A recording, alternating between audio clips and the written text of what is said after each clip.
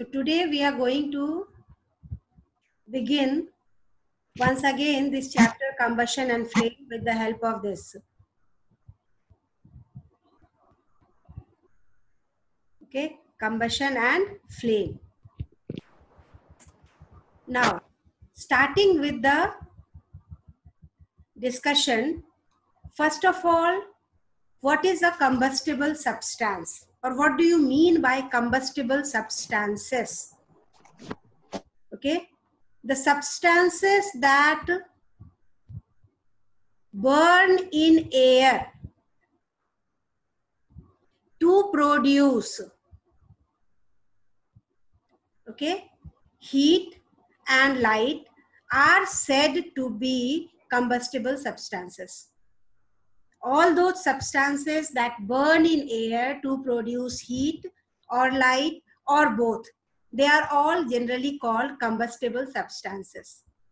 For example, wood, coal, charcoal. If we talk about these three are the solid fuel. Now again the question arises, what do you mean by fuel? What is the fuel? Fuels are those substances which burn or which undergo combustion to form heat energy or light energy or both. Clear? Wood, coal, charcoal are the solid fuel. Kerosene, petrol, diesel, all these are liquid fuels, whereas LPG, CNG, biogas, etc., all these are gaseous fuels. Fuels are the substances which produce heat energy or light energy or both, okay, on combustion, on burning in the presence of oxygen. Okay, now the question arises, what is this combustion? Combustion is the chemical process in which a substance reacts with oxygen. Okay, reacts with oxygen actually mean over here burning in the presence of oxygen. Okay, burning in the presence of oxygen. And what it produces heat energy, or it produces light energy, or it produces both. All these considered under combustion. Okay, so it is a chemical process. Combustion is a chemical process in which a substance burns in the presence of oxygen to produce heat energy, light energy, okay, or both. Now, there is a general concept that what is the difference between combustion and oxidation? You might have heard the word oxidation. See, oxidation means addition of oxygen. Better all of you note it down. Oxidation means addition of oxygen. Okay. In oxidation, there may not be the liberation of heat or light energy. Energy in other form also may be produced. Okay. Oxidation means addition of oxygen. And combustion means burning in the presence of oxygen. So what is the basic difference over here? All the combustion reactions are oxidation. Just for example, if charcoal is burning in the presence of oxygen, so C plus O2, what does this form? CO2. Okay, magnesium ribbon is burning, Mg plus O2, what does it form? MgO, magnesium oxide. Clear? So here burning is taking place, and that is why it is said to be combustion. But at the same time, you can see over here, in these combustion, addition of oxygen is also taking place, because in case of formation of CO2, also what happens? Carbon plus oxygen is added over here, so CO2 is formed, it's oxidation. In case of MgO, magnesium ribbon is burning in the presence of oxygen, MgO is formed, here also addition of oxygen. So all these combustion reactions are oxidation reaction also. Okay, but remember, all the oxidation may not be combustion. Okay, all the oxidation reaction may not be combustion. Why I am using these words? The reason, always it's not necessary that energy will be produced in the form of heat or light or both. Okay, for example, rusting of iron. Take the simple example you take, rusting of iron. Okay, what happens in rusting of iron? Iron, when left in damp air, it forms iron oxide. Okay, iron oxide is formed, but is there any production of light energy? No. So it's only oxidation. Just think of the respiration taking place inside our body. Respiration. Okay, what happens in the respiration? The food that we are eating, that undergo oxidation. Clear? In respiration, the food is broken down with the help of oxygen. Clear? The food is oxidized with the help of oxygen. Okay, and it produces energy in the form of ATP. ATP, adenosine triphosphate. Now energy is produced inside our body. So food is called the fuel of our body. But does there any combustion taking place? No combustion. No combustion is taking place, only oxidation. So that is the basic difference between combustion and oxidation. And always remember, all combustion reactions are oxidation reactions, but all the oxidation reaction may not be combustion. Okay, example, rusting of iron is oxidation but not combustion. Respiration is an oxidation reaction, not the combustion. In lower classes, you might have studied food is burning inside our body to produce energy. Burning of food. But actually it's not burning, it is an oxidation of food to produce energy. Okay, now coming back over here, the substance which undergoes combustion is called a combustible substance, and it is also called a fuel. Okay, so fuel is the substance that undergoes combustion. Sometimes light is also produced during combustion, either as a flame or as a glow. Okay, light is also produced. Most of the time, energy in the form of heat. Sometimes energy in the form of heat and light, both. Okay, many examples are there. You can see the example, burning of a candle, wick of a candle. Here what happens? In the form of flame. So here light energy is also there. Now, we all know that air is necessary for combustion. And how can we understand it, that air is necessary for combustion? We can just understand it by doing a simple activity. Okay. In this activity, 3 different cases are taken. You can see over here. A lighted candle is kept on a table and a chimney is kept over the table with the help of wooden block. You can see over here, wooden block is there. Okay, chimney is kept over the wooden block. Now from this inside, air is going, means oxygen is entering from here. So if oxygen is entering from here, it means that oxygen is provided here for the combustion. Okay, and so the candle will continue glowing. We can see the candle continue glowing. But in the second case, you can see over here, no wooden block is present. No wooden block is there. Directly over the candle, the chimney is kept. Okay, after some times what will happen? The carbon dioxide that is produced during combustion, okay, will surround this space. There won't be any oxygen, and finally it will get extinguished.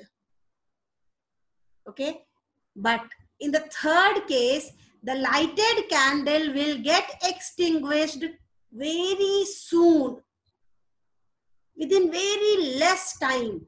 And the reason over here is a cardboard is kept over the chimney, so there is no chance of oxygen to enter, and so the combustion can continue. No chance is there. It is completely covered. All these activities you people have performed even in standard 5 also. Okay, so this simple activity shows that air, especially oxygen, is necessary for combustion. Okay, just see over here what happens in the first case. The candle burns freely in A because air enters the chimney from below, from here. Okay, since wooden block is there and then chimney is kept over the wooden block, that is why what will happen? Air is continuing, means it is entering through the bottom of this. Okay, in the second case, candle stops burning because air does not enter the chimney from below, and from the top carbon dioxide is surrounding. And in the third case, the candle does not burn because air is not available, and this shows that air is necessary for combustion. Now the next important term that is here called ignition temperature. Okay, ignition temperature is also known as kindling temperature. Kindling, kindling temperature. Okay, now it is the minimum temperature at which a substance catches fire and burns. Okay, minimum temperature at which the substance catches fire and burns is called its ignition temperature or its kindling temperature. Okay, a substance will not catch fire. A substance will not at all catch fire below its ignition temperature. Always remember this. A substance can never catch fire below its ignition temperature. And moreover, different substances have different ignition temperature. Example is given over here. The ignition temperature of kerosene is less than the ignition temperature of wood. Some of the substances have very low ignition temperature and they can easily catch fire with a small spark, with a flame. Okay, and all those substances are called inflammable substances. Listen once again very carefully. The substances which have very low ignition temperature and can easily catch fire with a flame are called inflammable substances. Example, petrol, alcohol, LPG, CNG, and many examples are there. You might have seen even on the perfume bottle it is written that highly inflammable. You all have seen written on the LPG cylinder, highly inflammable. All the tankers that carry these fuels like petrol, LPG, CNG, on all those tankers it's written highly inflammable. Sanitizer, it's written highly inflammable. Okay, so highly inflammable, it means that they can catch fire even with a small spark. And all of you must be very careful while you are using the sanitizer. Make it sure that when you are using the sanitizer, don't directly go near the flame after putting it on your hands. Clear? Because sanitizer contains alcohol, and alcohol is a highly inflammable substance. Okay, moving on to the next. Conditions necessary for combustion. There are 3 important conditions necessary for combustion. We have discussed it earlier also. Number 1, presence of fuel. It means presence of combustible material. Second, presence of supporter of combustion, that is air or oxygen. And third, heat, presence of heat. How much? the temperature must be greater than the ignition temperature of the combustible material. Clear? The ignition temperature. Whatever is the ignition temperature of that particular material, we have to provide the heat more than that, beyond that. And then only the substance will catch fire. Okay? And always remember, a substance will not burn without one or more of these conditions. Any one condition missing, no combustion will take place. Okay? Without any one of these, no no combustion will take place. Now the same thing we'll try to observe with the help of the. Okay, it is a chemical reaction. Combustion is a chemical process in which a substance burns in the presence of oxygen with the release of heat and light energy. And this process is known as combustion. Clear? The substances that undergo combustion is called a combustible substance or a fuel. Simple examples are there. The LPG that we are using at home. Okay, it is a combustible substance. Charcoal, a combustible substance. Clear? Magnesium ribbon is a combustible substance. It burns with a white dazzling light to produce heat energy, light energy, etc. Wood, a combustible substance. Clear? So all these are the different types of combustible substances. Firecrackers, again a combustible substance. And all these substances catch fire easily on heating in the presence of oxygen and produce heat and light energy. Clear? All these substances, they catch fire easily on heating. Okay. On the contrary, if we'll take the example of stone, glass, iron nail, etc., these are the non-combustible substances. They do not catch fire even on heated at very high temperature. They cannot catch fire and they are said to be non-combustible substances. Now, what are the conditions especially required for combustion is explained here with the help of this activity. Clear?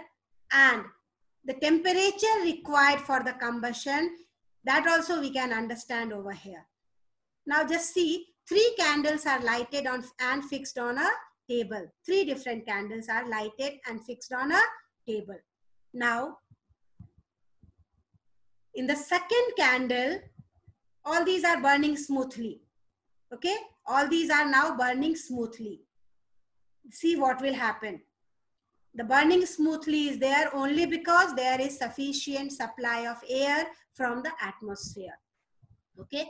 And in air also, what is present? Oxygen. And that oxygen is a supporter of combustion. Now it is observed that the candle flame flickers and becomes sooty in the second case when a chimney is kept over here. Open chimney is there, just see. This is because of insufficient. Okay. Now in the third case, what happens? The glass chimney is placed over the candle and the cardboard is placed over the top of the chimney. The candle flame get extinguished. Okay. Why? The flame puts off. Why? Because there is no supply of oxygen in this case. Clear? When there is no supply of oxygen, combustion will not take place. And from this activity, we can conclude that the presence of air is necessary condition for combustion. Okay, presence of air. So first condition was presence of combustible substance. Second condition, presence of oxygen. And always remember, if combustion is taking place in pure oxygen, it is 5 times faster than that in air. 5 times faster. Clear? Now, the another condition, we can just, for finding out the another condition, we can just do an activity with the help of paper cup. 2 different paper cups are taken, one empty and second one filled with water. Okay? And these paper cups, which one is half filled with water and another one empty, will be kept over the flame one by one. Clear? Empty paper cup and paper cup filled with water. Now, if empty paper cup is kept over the fire, we find that it catches fire immediately. Okay? If it is catching fire immediately, the first case. Now, second case. Paper cup containing this water does not catch fire instantly and can be held on the lamp for quite a long time. Reason, a part of the heat that we are providing over here is transferred to water that is present inside. Try to understand. Okay, the temperature of the empty glass cup rises very fast and it catches fire. But in this case, what happens? Water present inside the paper cup absorbs the heat that we are providing. And unless and until each and every drop of water get evaporated, it will not catch fire. Okay, and the reason over here is that the ignition temperature of paper cup containing water is not achieved. Okay, try to understand. The ignition temperature in the second case is not achieved. Now another example you see. A piece of paper burns quickly when a lighted matchstick is brought near it. Okay, but a piece of wooden block does not catch fire easily with the help of lighted matchstick. Okay, these are the very simple things that you can understand. A piece of paper burns easily, but a piece of wooden block does not catch fire with the help of lighted matchstick. What's the reason behind it? Different substances catch fire at different temperatures. Paper cup, its ignition temperature can be easily attained with the help of a matchstick, but the ignition temperature of wooden block is not attained. Okay, and this is what the minimum temperature at which a combustible substance catches fire is called ignition temperature or kindling temperature. I hope that you all are noting it down carefully. Okay, so now in this case, once again, just see that when paper cup containing water was heated over the flame, it does not catch fire. The reason, the part of the heat that is provided over here is transferred to water. Part of the heat is transferred to water. Okay, some special temperature is needed for combustion, and that is known as ignition temperature. Clear? Another example is given over here. White phosphorus. It catches fire spontaneously. Okay, just see, white phosphorus is kept stored in water. White phosphorus is kept stored in water, and when it is kept in an open container, it catches fire spontaneously. Okay, the reason, white phosphorus has less ignition temperature, almost equal to the room temperature during summer. Okay, it is about 35 degrees Celsius only. Okay, so that is what actually happens over here. Okay, that's white phosphorus is kept stored in water. This we have already discussed in metals and non-metals chapter also. Okay, white phosphorus, it is a highly reactive non-metal. Highly reactive non-metal. Okay, this highly reactive non-metal catches fire as soon as comes in contact with oxygen. So, to prevent its direct contact with oxygen, it is kept immersed in water. It is kept immersed in water because being a non-metal, it does not react with water. Being a non-metal, it does not react with water. Okay, and that is why you all might have observed now that when a piece of white phosphorus is taken out from this water and kept in an open conical flask, it catches fire spontaneously. Spontaneously means by its own. Okay, because its ignition temperature is very low. Okay, during summers, the room temperature is almost the ignition temperature of white phosphorus, and so it undergoes spontaneous combustion. Okay, it catches fire spontaneously. Okay, so all these things are very much clear to you. Just see over here, when we blow air over a burning candle, its flame goes off. Okay, now two things are here. When we blow air over a burning candle, two factors help in extinguishing of the flame. Two factors helps in putting off of the flame. And these two factors are, number one, blowing air over it lowers the temperature of the burning wax vapor below its ignition point due to the air current. Clear? And second, the carbon dioxide in our breath act as a fire extinguisher, and it helps to blow out the burning candle. Okay, so two factors are responsible over here. Number one, air current decreases the temperature of the surrounding below the ignition temperature of the wax vapor. Okay, and the second factor, the carbon dioxide in our breath act as a fire extinguisher. So at the end of this class, you all must be able to answer the reasoning based questions. And all those questions which are there in the chat, I will be answering it at the end. Wait. It's clear to everyone, I think. Chalo, moving on to the next. A matchstick can be lighted by striking it along the rough surface. Okay, what's the reason behind it?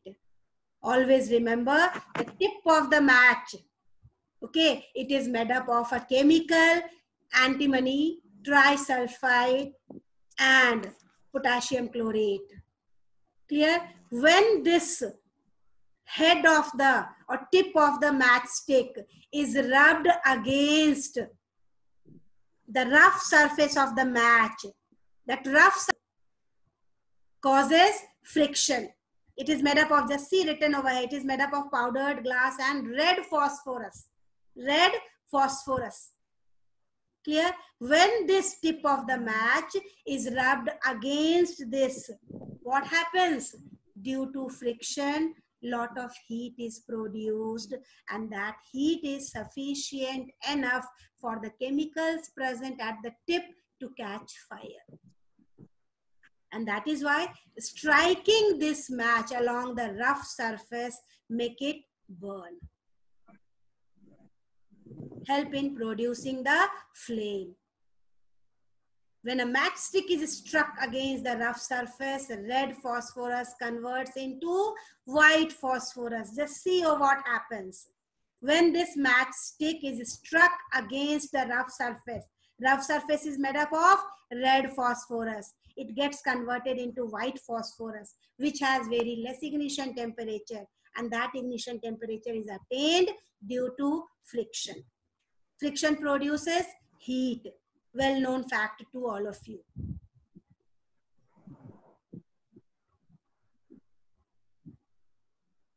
Okay, so this is what actually today I wanted to share with you all.